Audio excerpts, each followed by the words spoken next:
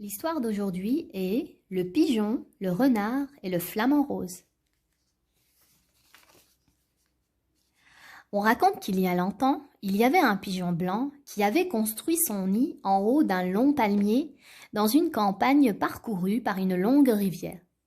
Il avait pondu ses œufs dans ce nid et les avait couvés jusqu'à l'éclosion. Des petits en étaient sortis. Un jour, le renard passa dans ces parages et apprit la nouvelle du pigeon et de ses petits. Il l'appela alors du bas du palmier.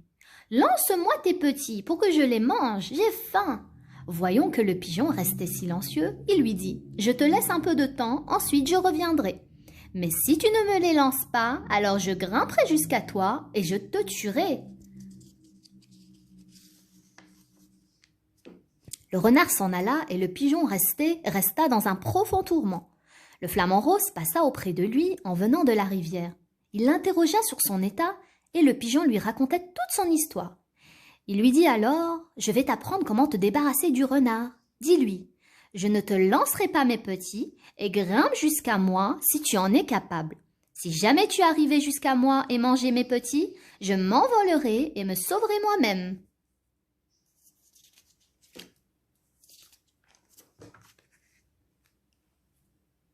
Le renard revint et appela le pigeon. Ce dernier lui dit ce qu'il avait appris. Le renard fut étonné que le pigeon connaisse son incapacité à grimper jusqu'à lui. Il lui dit « Qui donc t'a enseigné tout cela ?»« C'est le flamant rose, lui répondit l'autre.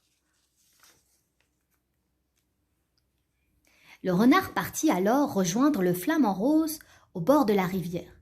Il le trouva debout. Le renard lui dit « Hé, flamant rose, si le vent vient par ta droite, où mets-tu ta tête ?» Il lui dit « Je la mets à ma gauche. » Et il lui dit « Et si le vent vient par ta gauche, où la mets-tu » Il lui répondit « À ma droite. »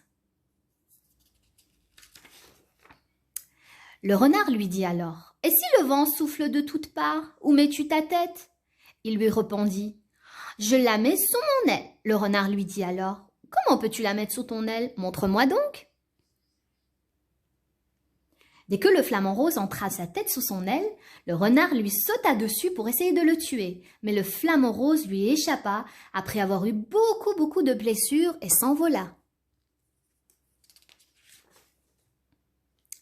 Le renard lui dit « Tu as donné au pigeon une astuce grâce à laquelle tu l'as sauvé, mais tu as été incapable de trouver un moyen pour te sauver toi-même.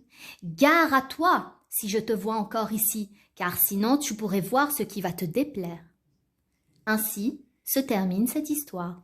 Nous continuerons de conseiller nos amis ainsi que nous-mêmes afin que le bien se répande. Wa barakallahu fikum.